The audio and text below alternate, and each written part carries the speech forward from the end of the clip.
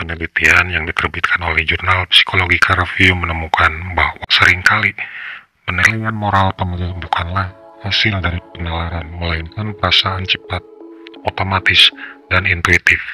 Politisi harus bisa memanfaatkan ini. Hal penting yang akan dilewati oleh kandidat dalam event politik adalah kampanye terbuka. Di sini, politisi harus memoles diri untuk meraih suara, mulai dari penampilan, intonasi, hingga kata-kata yang dipilih.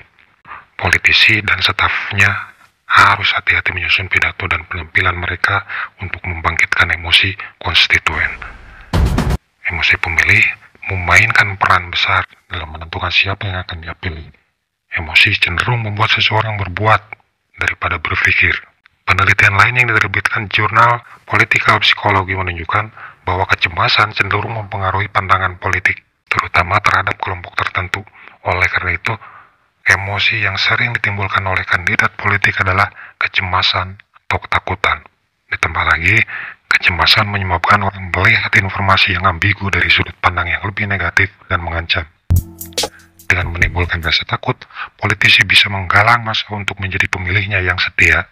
Misalnya, rasa cemas buat petani mengingat pengalaman negatif atas hasil panennya yang disebabkan harga pupuk yang mahal.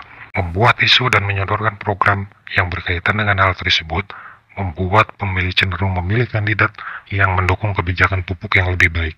Yang sangat penting dari apa yang politisi katakan adalah bagaimana cara menyampaikannya. Mereka mungkin merubah cara mereka berbicara.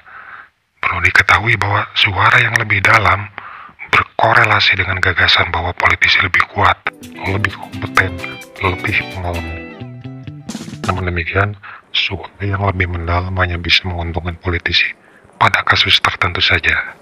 Tidak semua narasi boleh dibawakan dengan pola ini. Tahun 2012, jurnal Political Psychology merilis sebuah penelitian dalam pemilu DPR di Amerika Serikat, bahwa jika seorang politisi bersuara lebih dalam dan lawannya adalah perempuan, maka kecil kemungkinan untuk menang. Bukan hanya bahasa dan nada suara, bahasa tubuh sangat penting.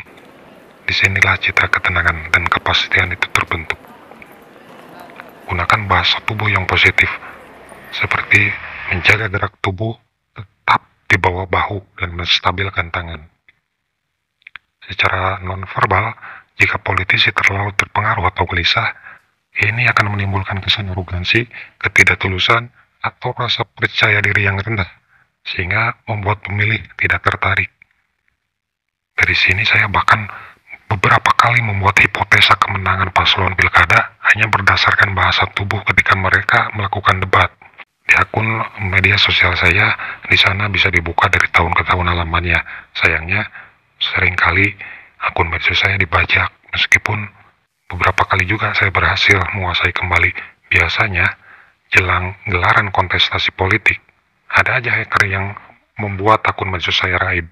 Kembali ke bahasan kita, ada sebuah studi yang dirilis oleh jurnal Science. Jurnal Science menemukan bahwa pemilih seringkali menilai karakter calon dari penampilan visualnya. Maka para calon kontestan pilkada, pilpres, ataupun pileg hendaknya berusaha untuk tampil semenarik mungkin. Terutama jika mereka seorang perempuan. Tidak hanya masyarakat, media juga akan menyukai politisi yang berpenampilan menarik. Politik seakan berada pada alam bawah sadar. Pilihan konstituen ditentukan bahkan sebelum mereka menyadarinya.